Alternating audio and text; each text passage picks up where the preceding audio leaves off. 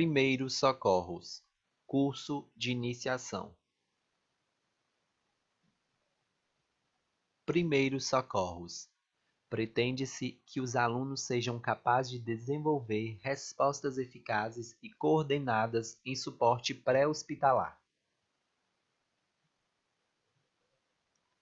Se todos soubessem noções básicas de primeiros socorros, muitas vidas poderiam ser salvas.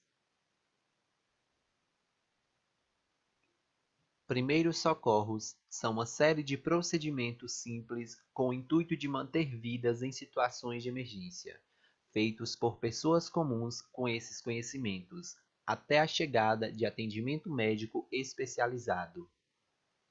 O melhor é obter treino em primeiros socorros antes de se precisar usar os procedimentos em quaisquer situações de emergência. Diversas situações podem precisar de primeiros socorros.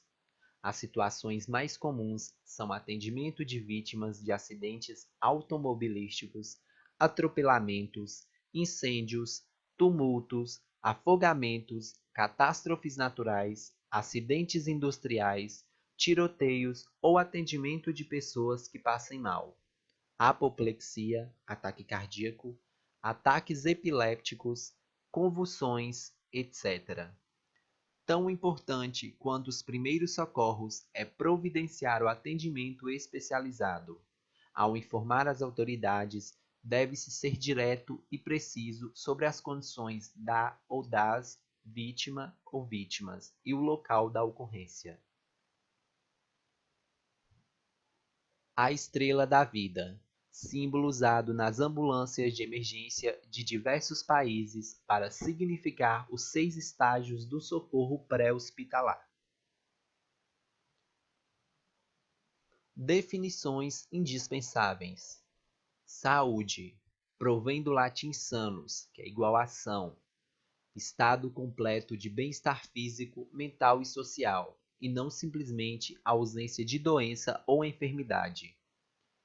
Doença, alteração do estado normal de saúde de um ser que se manifesta por sinais ou sintomas, que podem ou não ser perceptíveis. Patológico, alteração do estado normal de saúde de um ser que se manifesta por sinais ou sintomas que podem ou não ser perceptíveis. Contágio, transmissão de doença por contato mediato ou imediato. Terapêutico, meio para tratar determinada doença ou estado patológico.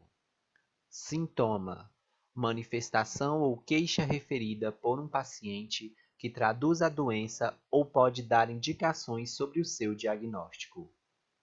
Medicamentos, qualquer substância ou meio que se prescreve / receita como agente terapêutico. Urgência e emergência médica. Como organizar a sua farmácia. Álcool, soro fisiológico, luvas, gaze esterilizada, gaze gorda para queimaduras, betadine vermelho, zonas extensas, betadine amarelo, feridas pequenas, betadine verde, boca. Não utilizar água oxigenada, mercúrio cromo, tintura de iodo. Pequenos curativos. Como proceder? Desinfetar-se. Usar sempre luvas.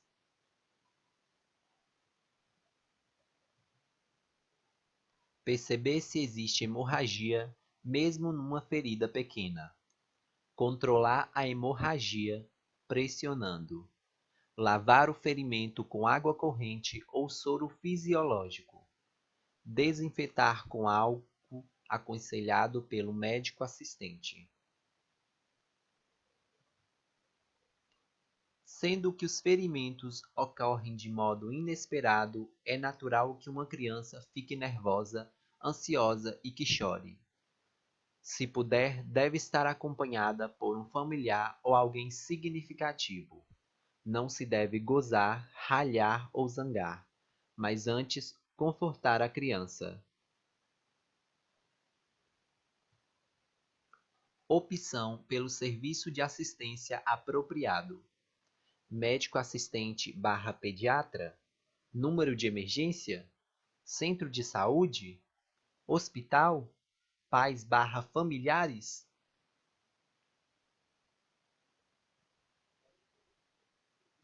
Limites da nossa ação pré-socorro sem riscos para a criança e para nós, prestadores de cuidados. Recurso aos serviços de urgência. Urgência. Sempre que uma situação seja urgente e represente perigo de vida, deve ligar-se o número de emergência. Nunca se deve transportar a criança ao serviço de urgência por iniciativa própria, nem em viatura particular, sem indicação dos serviços de urgência ou médico assistente. Não urgência, perigo de vida. Sempre que for possível, deve contatar-se o médico assistente e seguir as suas indicações.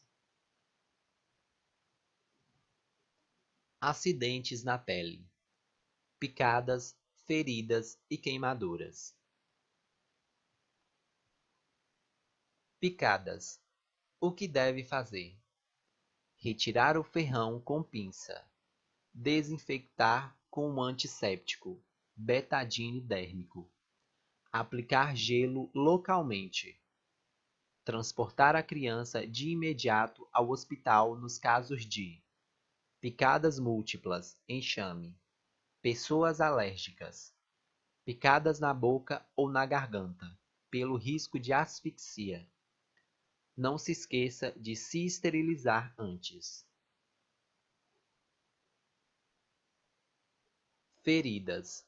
É uma ruptura na pele, quase sempre traumática, que pode atingir o tecido subcutâneo e muscular. O que deve fazer? Perceber como se feriu e se tem a vacina do tétano atualizada. Proteger provisoriamente a ferida com uma compressa esterilizada. Lavar as mãos e calçar luvas. Limpar a pele à volta da ferida com água e sabão.